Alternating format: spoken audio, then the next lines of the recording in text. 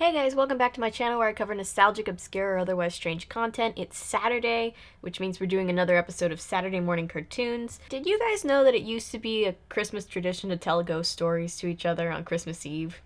Yeah, that's why it says it in that one Christmas song that I'm not going to sing right now. And I, for one, feel like we should bring that back. My goth little Wednesday Addams heart really wants to see that tradition resurface. So, in the spirit of that, we are looking at an episode of none other than the Real Ghostbusters from 1986 today. It is, of course, the Christmas episode, Xmas Marks the Spot. In my true chaotic fashion, of course, I haven't watched this episode yet, as I don't do with a lot of these Saturday morning cartoons episodes. And also, I don't know that I've ever seen a full episode of the Real Ghostbusters before. It was a little bit before my time, so we're all going on an adventure together. So we start off with the team. They are taking a case on Christmas Eve. That's a bummer. This is the last time we take a job in upstate New York. Especially if our client has anything to say about it after what happened. I told her to keep the cat out of my way.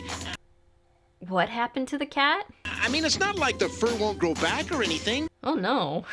Now, this is weird. I don't remember seeing this fork in the road on our way up. Do you, Egon? Can we take a minute to appreciate that his job is hunting down ghosts and he thinks a fork in the road is weird? Also, I'm not crazy. That's the voice of Fred from Scooby-Doo, right? Hang on, give me 1 second. All your videos are so well researched.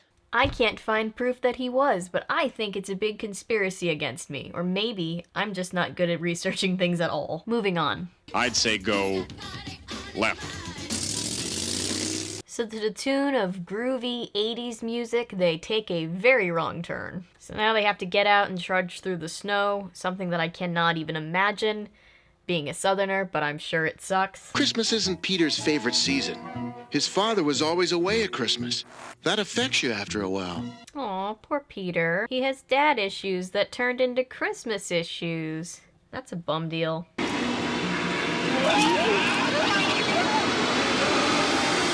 Wow. Talk about your basic old neighborhood. So right when they thought their night couldn't get any worse, boom, they get zapped into Victorian England. Right? It's almost like something out of Victorian England. Old or not, they've got to have a phone booth somewhere. Come on. I don't think you're gonna find a phone booth. Is it ready? Ah, here now, Bob Cratchit. Have I ever let you down before? Yup. That's right, this isn't any Victorian England. This is Scrooge land, baby. Oh, it's a fine bird, truly fine. I only wish it could be bigger. Ugh, poor Bob Cratchit. It's like a little parakeet. Oh no. You could just pop that little thing in the microwave. You know, except for the Victorian-ness, but still. Very tragic.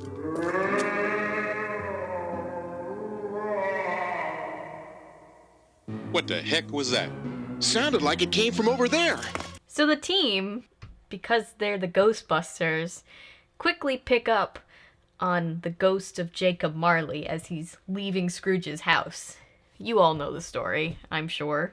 And they just see the ghost of Christmas Past zapping into the room, and they're like, well, time to go kill it. Well, you don't kill ghosts, but you know, you trap it in the thing. It's been a while since I've watched Ghostbusters. I will not go with you! Do you think they all wear like little speakers that play their theme song just wherever they go? So that wherever they run, they're just like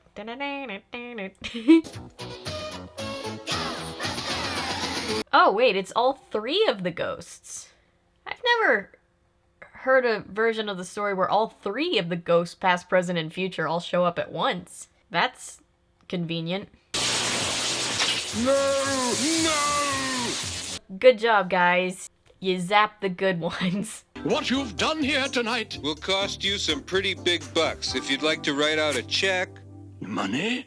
Yeah, and so they're like, hey, there's a ghost finder's fee of sorts for our services. You're gonna need to pay us a little bit of money.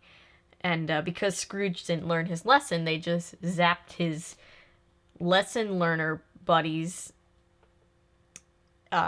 he's still a greedy old bastard. Why, I can't even be sure those were real ghosts. They could have been tricks, or something I ate. An undigested bit of beef. Nice. Working in some of that classic Christmas Carol dialogue. Good for them. There's more of gravy than of grave to those ghosts. We're talking money and he's talking lunch. I'd say we were at an impasse, wouldn't you? Right. And so Ray has this look on his face that's like, oh, fuck. And then he just kind of caves and he's like, okay. Okay, Egon, let him loose. Let him out. I thought he was gonna like put it together what was happening, but I guess that would make the episode too short. So they go like they're gonna release all the spirits, and then that manages to shake Scrooge down enough to pull out some money from under the bed and be like, here. But this I'll pay, and not a shilling more. Is that even one whole shilling? Do you know how much our services cost? We've got... Yes, Ray, is this some primitive means of telling me you'd like a conference? Yeah, he was trying to be subtle about it, so good job. It's 1837 and mint condition. You'd think it'd been made yesterday. On second thought, this'll do. And they still don't put it together. Did none of them read any literature or watch any Christmas specials? From this day forward, it's war. Christmas. So Scrooge looks out the window and he's like, aha, because of this night, it's war on Christmas from now on, which I thought he kind of was already at war with Christmas. Isn't that the whole bah humbug and whatnot? Isn't that the whole shtick? And somehow the vortex or whatever zapped them back in time has now zapped them back into the present. I don't know what's causing it. We've circled back the way we came. Fortunate that they managed to get back. Although, I like that they're playing this as if Ebenezer Scrooge was a real person that actually lived back in history, and it's all a matter of time travel to get back there. A Christmas Carol is not a historical document, to my knowledge. I just keep thinking there's something very familiar about what happened. As if it's all happened before. Really, Muppet Christmas Carol, Looney Tunes Christmas Carol, Mickey Mouse A Christmas Carol. Nobody saw any of these things? I mean, I guess this was 80, so, like, at least 2 of those didn't exist at this point. But, like, apparently they can time travel, so weirder things have happened to them. Egon, you go load up the ghosts. We're gonna get the Christmas tree. So they get back to the office, and they're like, we're gonna set up a Christmas tree. Nothing shady about what just happened to us. A tree for Christmas? Bah! Nah! Nah! But I thought you liked Christmas. How very odd. I love Egon. Bah, humbug. Uh-oh. That doesn't sound good. So they're walking down the street, everybody's mad at each other, nothing's decorated for Christmas, and then they see a book written by Ebenezer Scrooge himself. So Ebenezer Scrooge, because of their fuck-up, they messed up so hard that Scrooge managed to become sentient and write a book that's like a manifesto against Christmas. A Christmas Humbug by Ebenezer Scrooge. So, like, in this universe, is Charles Dickens just, like, a historian? If Charles Dickens was alive right now, he'd be like, what the hell, guys? You're gonna take my best work and leave it up to history? In 1837, Scrooge defeated the 3 Christmas ghosts all by himself. Since then, Christmas has been gone, and good riddance. Scrooge defeated the 3 Christmas ghosts and then smited Christmas out of the zeitgeist? I'm not sure how they got from A to B, but alright. Egon's about to dump those ghosts in the containment unit. Once they're inside, we'll never get them out. So they run back to get the ghosts from Egon before he dumps them in the containment unit, and they're lost forever so they can put them back, and Scrooge can have the shit scared out of him, and they can save Christmas, I guess. Those 3 ghosts, Egon, are they... Of course. I just finished now. So they're too late, of course. That sucks. We've really done it this time. What did we do? I love the plot line about how the Ghostbusters are actually the bad guys here, and maybe they shouldn't be neutralizing every ghost. I'm sure some ghosts are very nice people. Bah, humbug are you? Oh, bah humbug you! Hey, pinhead, bah humbug! Whoa, we don't use that kind of language here. We've got to go back in time and return the ghosts of Christmas past, present, and future. Christmas Eve will be over soon. Question is, how do we open the way for those three to get out and not let all the other ghosts escape? So they come up with this convoluted plan to get the three ghosts, past, present, and future, out so that they can then go back and put them back. But they have to hurry because, like, time is passing on both sides, and I don't know, it's a whole thing. Christmas is just another day. Just another day. Sound familiar, Peter? I didn't sound like that. Don't you feel stupid now, Peter? How dare you have Christmas issues? You'll have to go back ahead of me. If I get the ghosts, I'll join you at Scrooge's. So the plan is for Egon to stay back and try to retrieve the ghosts, and then the other three go back before him, and if he doesn't make it back in time, they have to, like, pretend to be the past, present, and future ghosts themselves. You three will have to become the three ghosts of Christmas. I'll need your help. All right, Egon. Just as long as you know I'm doing it for you. Has that always been a ship? I've forgotten a lot of Ghostbusters, apparently. Let's see. Where to begin? I'm sorry. This just looks exactly like that Lofi stream that's been streaming for forever. I love that stream. Somebody needs to, like, do a Christmas parody version with, like, this as the stream. Merry Christmas, Emporium! Merry Christmas, you wonderful Billy alone! Okay, everybody ready? So they don't really waste any time getting into the Plan B phase of the plan. So first up is Peter, who is dressed up as the ghost of Christmas past, wig, tutu, and all. And he's kind of pulling a Tinkerbell at Disneyland sort of mechanism that I guess kind of works. If you're really the ghost of Christmas past, where's your aura, your glow? He knows a lot about ghosts for somebody that doesn't believe in them. Oh, yeah, right. Jesus Christ, I don't think that's what he meant. You know those days where your aura is just like burning hot flames just shooting from your hips? We all have those days. Back at base, Janine and Egon are doing science or something. And if you're not back in 1 hour... Then I'll be trapped inside permanently. It's always depressing when the boy you like might get trapped in a ghost containment unit for all of eternity. Wish me luck. Good luck. Have fun, don't die. Good luck! Have fun, don't die. Oh no, Slimer! Don't catch Slimer! Spirit, can we not stop flying now? So Peter's putting on a little bit of a DIY slideshow for Scrooge. I don't know where he got all these slides. It's kind of an impressive turnaround on that. I spent many Christmases alone there, my father off on some business or other, but I survived. My books were my friends. What more does a boy need? A lot more. Aw, it's good that they can bond over their daddy issues. No, hang on. We're gonna fly even higher this time. Jeez, I'm getting a little dizzy. Which way? Left! Go left! I mean, go right! Oh dear, that's the opposite of left. Hang in there, Slimer. I believe in you, buddy. What have you learned? Oh, I'm dreadfully sorry. Was I supposed to be learning something? Were you supposed to...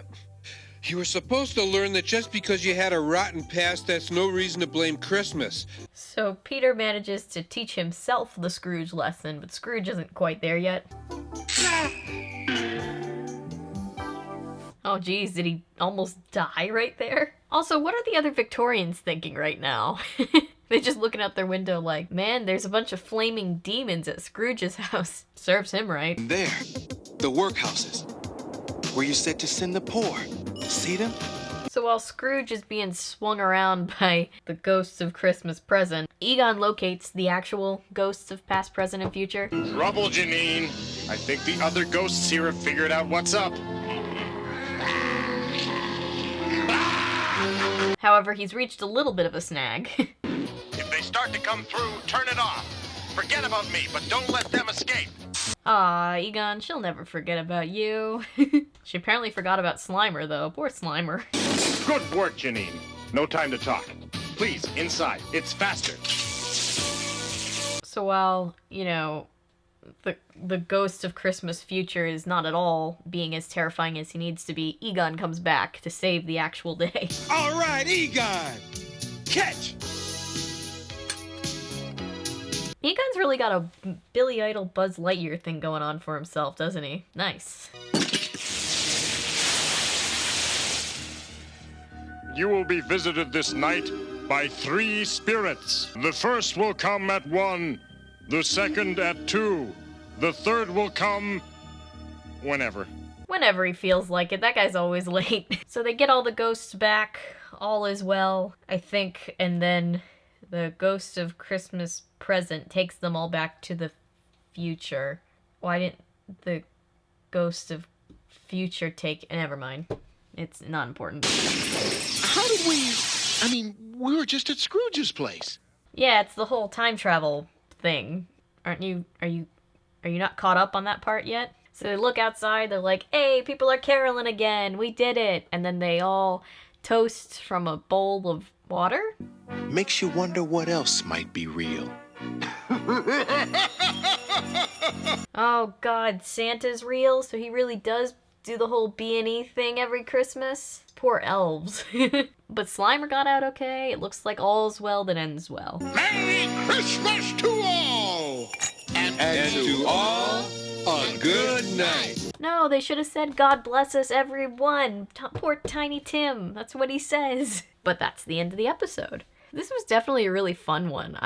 I've been meaning to cover this cartoon for a while, and I definitely want to come back and do more episodes in the future, because it's just fun. It's super 80s and dorky, and I love it. On that note, before you go anywhere, this is the last episode of Saturday Morning Cartoons of 2020. I know. But it will come back after the new year. I just want to, you know, focus on getting the rest of these Christmas requests out as much as I possibly can. And with the holidays and everything, it's just easier not to have Saturday videos going up until after all that. So yeah, keep sending me in your requests. I will pick back up doing this in the new year. And of course, I'll have regular videos coming up all throughout December, trying to get as many Christmas videos done as I can. I hope I can get everybody's Christmas requests done. I really, really want to. Thank you guys so much for being here. Thank you for watching and liking and commenting and subscribing and sharing. Everything you do to support this channel means the world to me. That's why I always am so like hell-bent on getting requests done, because I just want to give back to you guys for showing up for this channel all the time, so thank you. If you're new here and you're a fan of nonsense, maybe consider sticking around, because I post nonsense all the time, and ring the bell because my upload schedule is as chaotic as I am. And remember, my name is Avery. I'm a YouTuber if you say so, because thanks to you guys, this is technically a YouTube channel. Bye!